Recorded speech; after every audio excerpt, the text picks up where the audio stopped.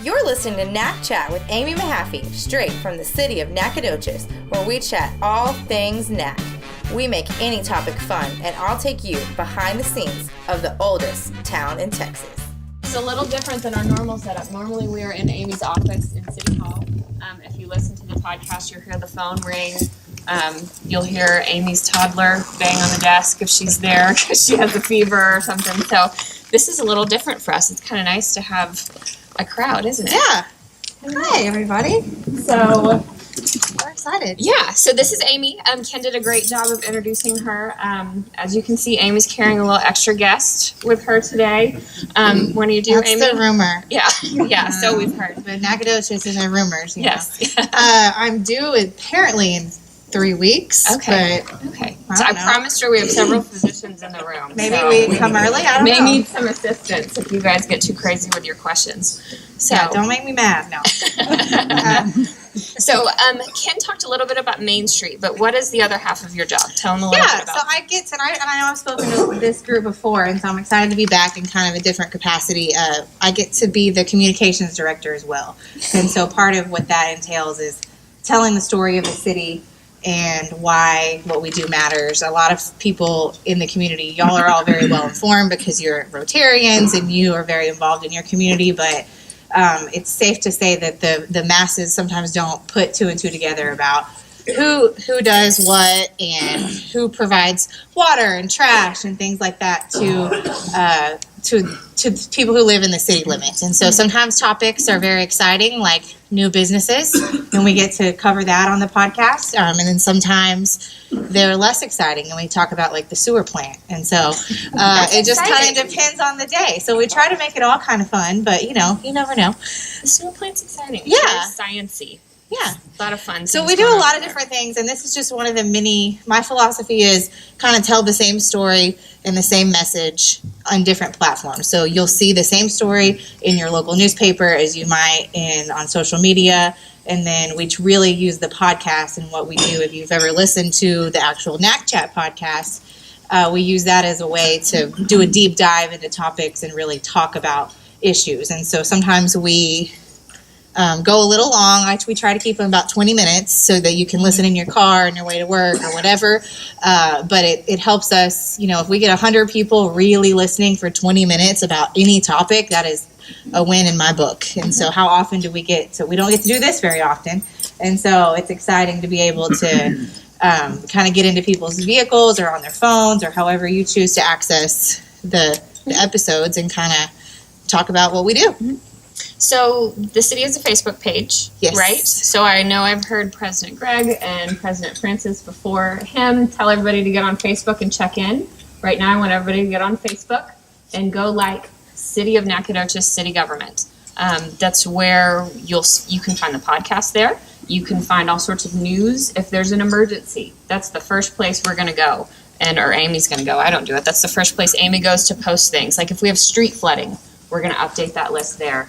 We have job openings at the city. They're posted there. It's a really great way to access news. And it's real news. It's not fake news. I promise. This is all 100% real news on the city's Facebook page. So, show of hands, we had some people that had listened to a podcast, right? Okay. Is there anybody that's never heard of a podcast before?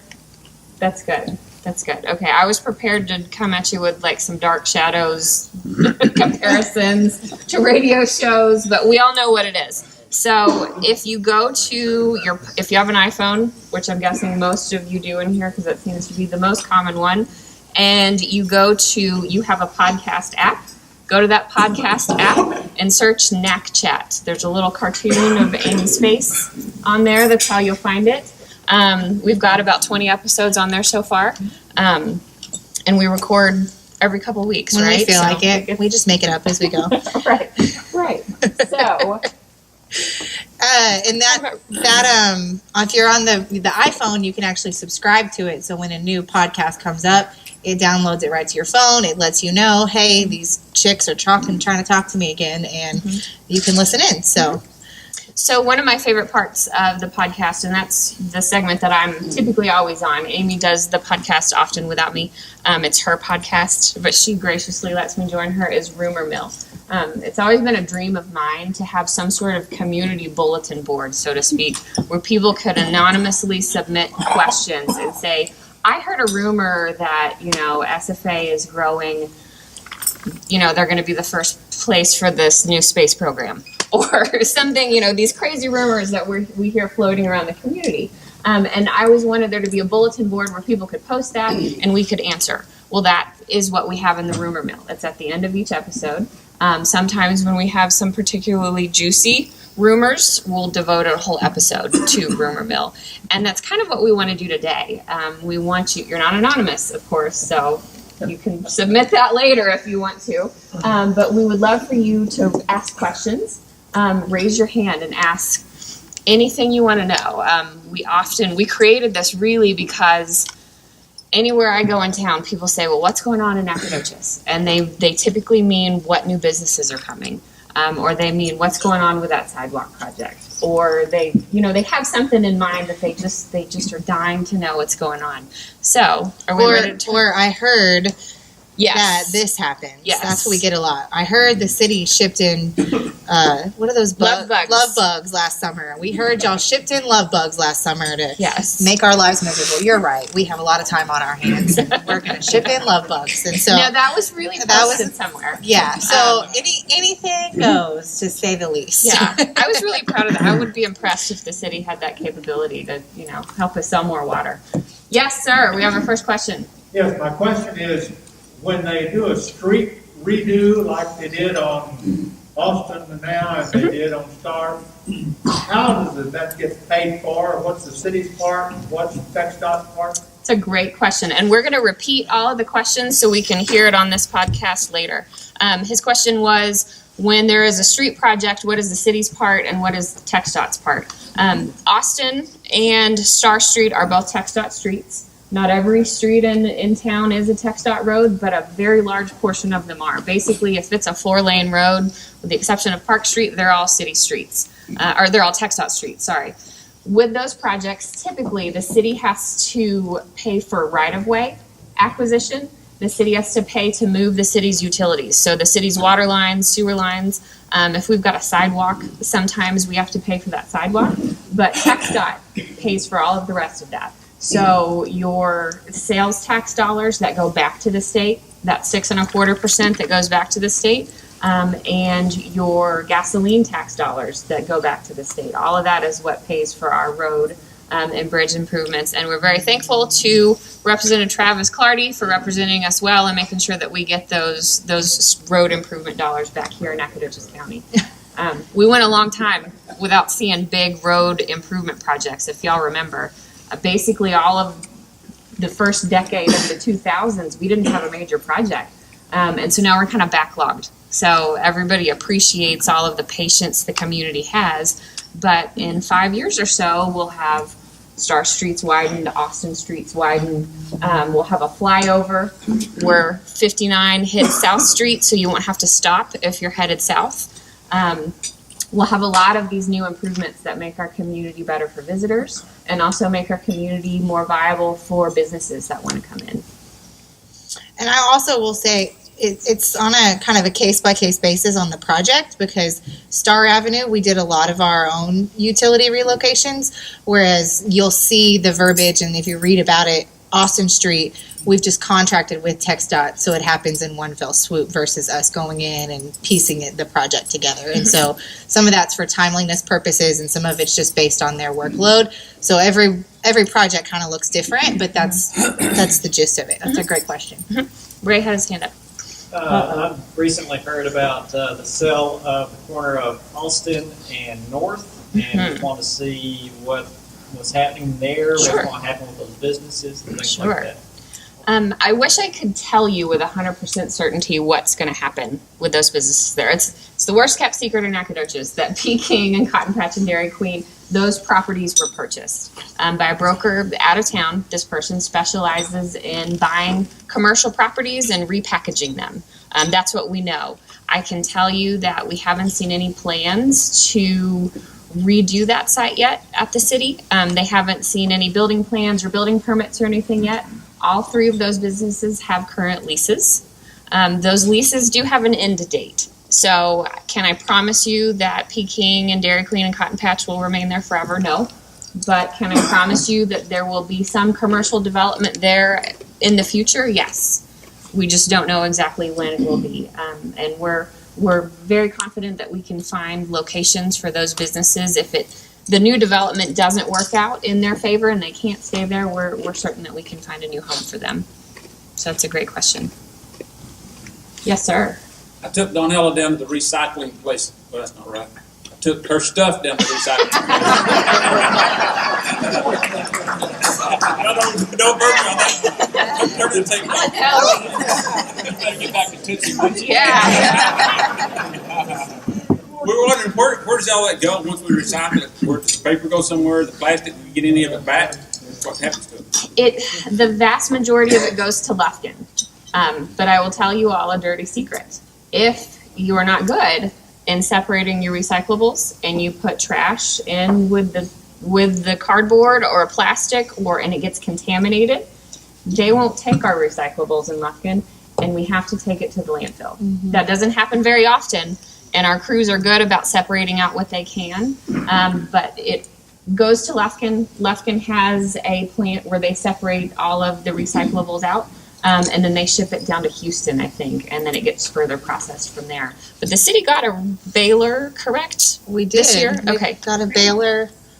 Do what? The Cramelot. The Cramelot. Affectionately known as the Cramelot. The Cramelot. So the city now has a cardboard baler. So hopefully the city in the future will be able to keep those cardboard recyclables here in Nacogdoches to sell to someone other than taking them to Lufkin for free and not getting any cash back from it.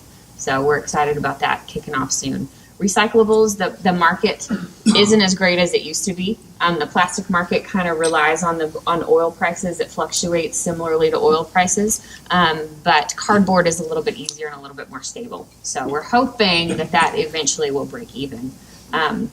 You all may have heard of this statistic. The city, this is another question we get asked a lot. Why doesn't the city do curbside recycling anymore? I would have loved that. That's a great program. Unfortunately, nobody participated, and it cost $138 a square yard to pick up those recyclables and process them.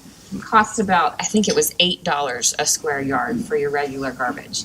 So if you look at, the city has to sometimes run like a business, and in that circumstance, the cost-benefit analysis just didn't make sense. And then if you also look at just the environmental impact, running a truck down every single street to pick up recyclables from the 5 or 10% of households that were participating was not a good carbon footprint. We were producing a lot of carbon just to pick up a few people's recyclables. So that program has changed to just the drop-off locations, and it's really popular there. I think we have a lot of people that participate. We have glass recycling as well behind the library. Yes. And so we have actually volunteers that just, out of the kindness of their heart, what do they call them? Glass slingers or something, and they get up. Glass tossers, yes. And they are very dedicated to making sure your wine bottles get taken care of. Yes. So, that's all I saw when I went last week. So there's a reason it's in the back of the building. It's fine. So a hand in the back, and then we'll get to Bud. I was going to say there's an update on HEB coming to Nacogdoches. Yeah, update on HEB. I talk about HEB every day of my life. No, I love it though. HEB owns property in Nacogdoches. HEB has an existing incentive agreement with the city of Nacogdoches. I've actually seen physical plans, drawings, construction drawings for the HEB in Nacogdoches. They have some environmental issues that they have to work out. There's a stream located on that property that needs some environmental mitigation before construction can start. And then the other side of this is just HEB's business model. They do this all over the state. They go buy property. They go get out in front of all of the other grocery stores in the state, and they buy up land, knowing at some point in the future they're going to build a store there. It may be next year, maybe 8-10 years from now. Do I think HEB is going to build in 8 or 10 years? No. I think it's going to be much closer, much sooner than that. But unfortunately, we can't get a real pinned down timeline. So I don't think they would own the property and have construction drawings if they weren't going to come. It's just a matter of the grocery store market. We're seeing all sorts of disruptions in the grocery store market right now. with Amazon and Whole Foods and all of those different HelloFresh, all those things that will ship groceries to your door, that grocery stores are really trying to change the way they do business. And so some, like HEB, have really stopped building. They kind of put a temporary halt on the stores that they were building. So I do feel like it's coming. I just can't tell you exactly when, unfortunately. But we do have pickup at Walmart, if anybody's used that yet. That's pretty cool. Yes. Yes. Can I get an amen? Yeah. So, yes, Bud, and then we'll get to you, Damon. Tell us about Nacogdoches. Charlie Oh, Doches. Charlie Doches is our friend Sherry Morgan's puppy ambassador. Amy, you want to talk about that? Sure. So if I screw this up, you just run up here and make me stop. But I'm going to do my best.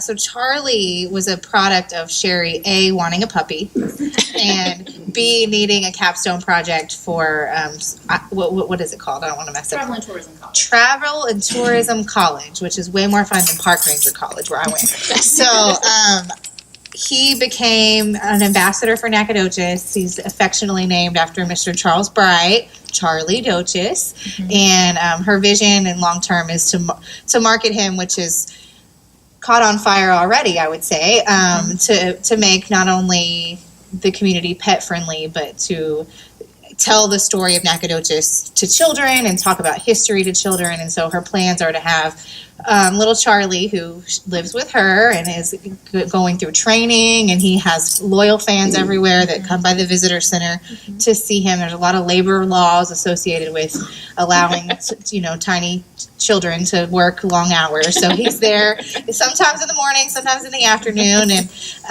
he not only helps be an ambassador for Nacogdoches, but the data shows that millennials aren't traveling to places unless they can take their pets. And so he's a way to tell the story of Nacogdoches in a really cool way, but also say, hey, come downtown and shop and bring your dog. And come stay at the Fredonia Hotel and bring your dog. Now, my 4 heathens at home, we're not bringing them anywhere because that's embarrassing. But for dogs, right? Not the kids. No, there's not 4 kids last time I checked. But the 4 dogs are not nearly as well behaved as sweet little Charlie, but he is a great addition to our little community. And Charlie is generously sponsored by Texas TFP Nutrition, right, Sherry? He has endorsement deals. He does. I know. We keep trying to get commercials for this podcast, and Charlie's got food forever. So, yeah, we're just not cute enough. I guess not. Damon. Well, I wanted some fun restaurant rumors. Okay. If y'all knew when Barkeeps was opening, this was one, and then I heard there might be a pho place coming in where Hungry Howie's was, and then anything else that you think that people might be interested. Great question. Barkeeps is where Szechuan's used to be, John Yin Szechuan's on North Street. The owners of Macklemore's purchased that property, or lease that property. Anyway, they're locating a restaurant there. It's called Barkeeps. It's an Asian fusion and craft beer restaurant. They had a soft opening a couple of weeks ago. Ray, did you go to that? I know the Jeep Club was invited. Of course we did. Ray's everywhere. So they had a soft opening a couple weeks ago, and I think they should be open to the public fully in a couple of weeks. So that's another great restaurant that I think appeals to both the college market and the adults as well. It'll have a nice atmosphere in there for both. So, and then the restaurant where Hungry Howie's was is Najia, the sushi restaurant that used to be in the new shopping center on across the street from Walmart. They are moving over there to where Hungry Howie's was, the shopping center on the corner of East Austin and University Drive. So I'm a little worried because we're going to have East Austin closed for a couple of weeks. So y'all make sure to go out and patronize them in their new location, because that's rough for any restaurant to move and then to deal with, less traffic on East Austin Street. We need to make sure we really support them because they're a great local restaurant. What is Asian fusion? That's a good question. That's a very good question. I think it's Asian food from everywhere. I think Indian and Thai food. Indian and Thai food is what Asian fusion is. He knows. So, yes, sir, Ron. Larissa, out on South Street, is all the construction. A lot of the right-of-way has been purchased, and I've heard some ask, well, when are they going to begin to kind of clear some of the buildings that are out there and kind of improve the look. Maybe we've got some vacant buildings and things when you come in from that direction. So do we know when that kind of cleanup effort might start, when we might see that happen on that side of town? Sure. And I'm going to repeat that question for folks at home. Ron Collins was asking when South Street, when the cleanup will start. TxDOT has purchased a lot of the buildings, the vacant buildings you see on South Street for the flyover project. I believe probably in the next, I think they were supposed to start construction in 2019. So we will probably start to see demolition of the buildings that will be demolished 2019 to 2020. There's a lot of utility work that has to start first before the actual road construction starts. So I'm going to guess we'll see some utility work and then the structures be demolished and then the actual road construction start. Great question. Very good question. Follow up on the restaurant question. Super yummy. Have you guys seen that? The Mongolian buffet by over Staples. Yes, it's a chain, actually. Yes, it's a chain restaurant, which at NEDCO, we are excited to see both our local entrepreneurial restaurants because that's what Nacogdoches is known for. That's what makes us unique. We're also excited to see chain restaurants because when I go talk to SFA students, they want to see what they saw in their hometown. They want to see what they saw in Tomball because it makes them feel comfortable. So the super yummy Mongolian buffet is over by Staples. It is a small chain, but it's Mongolian food, I think. And I forgot about Bottle Cap Alley. Bottle Cap Alley is owned by Larry Marshall. Some of you in this crowd probably know Mr. Marshall. He originated Cotton Patch. The Cotton Patch here in Nacogdoches is the first cotton patch in the whole world. He originated that, spread it all over the country, I think, at least in several states. Sold that franchise, and then I think got bored. If you know Larry, that's not a shock that he got bored, and he started this new chain of restaurants. It's kind of like a Fuddruckers or a Fuzzy Taco. It's got that kind of atmosphere to it. It's going to have a huge outdoor space in the back. So something that we hear a lot is that there's not a great amount of outdoor space. We've got the great patio here at the Fredonia Hotel. Not many other places where you can go sit outside and enjoy nice weather in, March, April, May, when we do have nice outside weather around here, right? So they're going to have washers and horseshoes and all that sorts of thing at Bottle Cap Alley. It is next to Barn Hills, I think, if I'm picturing that right. And that should be open in the next few weeks, I would think. They've been under construction for quite some time. He told me end of July. Okay, good. End of July should be open. I remembered that. For a reason. Anybody else? Yes, ma'am. What is your explanation of the density of retail in Lufkin and the lack of that here in Nacogdoches? Great question, and it's plagued many people, I think. I'd say the number one reason is our traffic counts. Lufkin has a higher traffic count. I don't know their numbers exactly, but it is significantly higher than our traffic count. Traffic count is how many cars drive down a road on a given day. So TxDOT, you might see they'll have those, if you drive over those rubber tubes on North Street and University and the Loop, those are TxDOT has placed those out to count the number of cars that drive by. So next time you see them, do a couple laps. Increase those traffic counts, right, guys? So we don't quite hit the market for some of the stores that you see in Lufkin. Some of our favorites that everybody always wants to see, we just don't have high enough traffic counts. The other reason is population. Angelina County's got about 95,000 people in it. Lufkin County, or Nacogdoches County, only has about 65,000 people. So if you compare Diboll to Douglas, they've got a lot more folks that live outside the city limits in small towns than we do. If you compare just Lufkin and Nacogdoches, it's very similar population-wise. And then the other thing is our income, unfortunately. We've got a pretty low median family income. We have a lot more college students than we do blue-collar workers like they do in Lufkin. And so college students don't earn a lot. I made, I think, $7 an hour when I was in college, so I didn't show up as making much money for a retailer. And Target's the one we always get the question about. Yes. And the other explanation to dovetail on that is Target, and I get this question a lot when we talk to SFA students proper, because they go, well, I just want to go to Target. And I go, when's the last time you went to Target? Well, last week. Right, you went last week. So they know from a business standpoint of Target, I don't need to build a second store to get a new market. The market's coming to me. They ask you for your zip code every time you check out. And they know that these kids live in Nacogdoches. And so business sense to build a whole new building and to pay double staff, and some of these places that we would desire to be, on University Drive, they just aren't, from a business standpoint, going to take that leap because they don't have to. Right. And so all of these factors can be different depending upon what type of retail you're looking at. And if this is a little tidbit, if you think they don't know where you live, they do. I recently found out if you have your Wi-Fi turned on in your phone in a store like Walmart, they track you through the entire store. So they know if you stood on the potato chip aisle for 30 minutes. They know where you went. And they know, it will track you for another 2 hours after you leave the store. So they know where you drove home to as well. They know you're coming home to Nacogdoches. So what do we do to combat that?